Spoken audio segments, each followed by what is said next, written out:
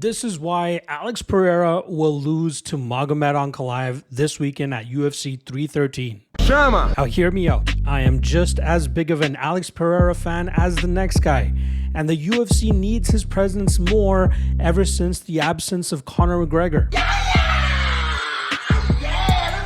With one simple word and a few nasty left hooks, Alex Pereira has managed to get the entire MMA fan base in the palm of his hand. Unfortunately, talent usually rises to the top of the ranks, and that's what he is facing this weekend with Magomed Ankalaev.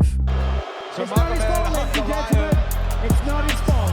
Just as we saw last year in the welterweight division with Belal Muhammad not being the biggest fan favorite, he managed to get his title shot and he came through with it. Same thing in September as Sean O'Malley ended up coming up short against Merab Dvalishvili. It wasn't in the UFC's best interest for those guys to end up winning the titles.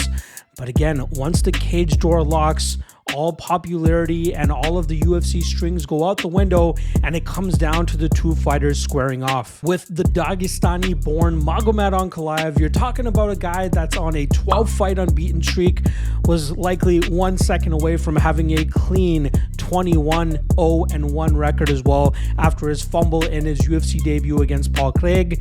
You're talking about a guy that has wrestling in his back pocket if he needs it, and a nasty striking game where he's able to be effective from either stance. You see him fighting southpaws, he'll fight orthodox. He's alive, keeping distance. Good footwork by Ankalaev, drifts out the way comfortably. We know. And vice versa. Between Magomed Ankalaev and Iwan Kutelaba. What a performance and an exclamation point put on the rivalry between these two. People scoff at him when he says that he could possibly win this fight by knockout when 6 of his 11 UFC wins have come by knockout. We know. 3 head kicks in a row. He's out on his feet. Magomed Ankalaev trying to get Kutelaba out of there. That'll do it. Montalvo steps in. He's constantly wrong. Also, in 14 UFC fights, Ankalaev has only found himself as a -220 favorite twice. All of the times you see him firmly entrenched at -300, -400, all the way up to -700. Now let's swing things over to the Alex Pereira side of things, who is, again, probably the fan favorite in the entire UFC roster right now, defending his title multiple times, staying active and sweeping in to save the day for the UFC when they require him, even if it's on short notice like UFC 303. Besides his first matchup at the light heavyweight division against Jan Blachowicz, the UFC has given him very favorable matchups. Guys that are willing to go out there and strike with him, allowing him to operate in a stance and position where he feels most comfortable and most at home. Going back to the Jan Blachowicz side, Blachowicz was able to go 3 of 8 on takedowns. It's Kamaru Usman. Just one of the hands he would grab. And accrue 7.5 minutes of control time.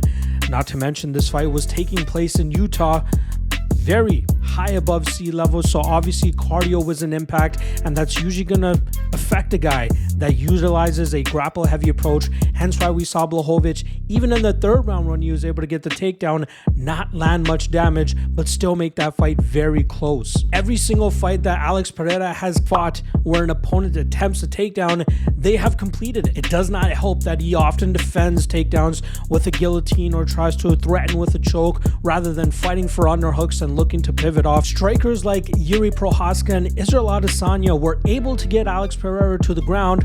Prochazka was able to accrue 2.5 minutes of control time before throwing that game plan out the window in the 2nd round and end up getting knocked out. Israel Adesanya was able to accrue 6.5 minutes of control time, and we know he doesn't prefer the grappling, but he showcased that he could do it against Pereira. Think of what a wrestler or a guy that has the type of wrestling that Ankalaev has should be able to do to a guy like Pereira. If people would put more confidence and credence into Ankalaev's striking abilities, obviously not Pereira level, but can be competitive enough to mix up the martial arts well enough to get to his wrestling or even land big enough shots on the feet. And do not discount his ability to find that knockout shot. You're talking about Alex Pereira, who's been knocked out by Israel Adesanya, who is not a big knockout puncher himself. Think of what Ankalaev should be able to land if he can find that perfect counter shot, or maybe make Pereira walk onto a big shot just as Adesanya was able to.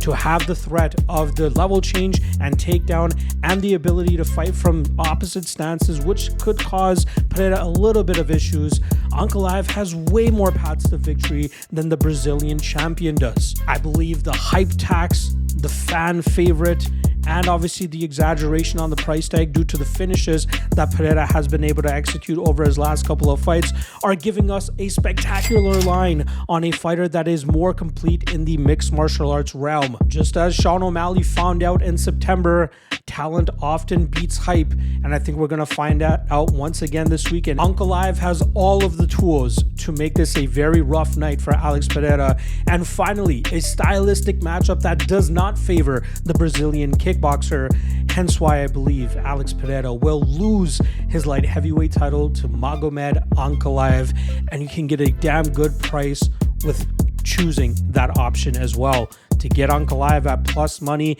even at evens, anything up to minus 150, minus 180, I think is a steal of a line of a fighter who has long been seen as the uncrowned light heavyweight champion. No more do we have to worry about that, as he should get that gold strap wrapped around his waist this weekend as he gets that victory over Alex Pereira.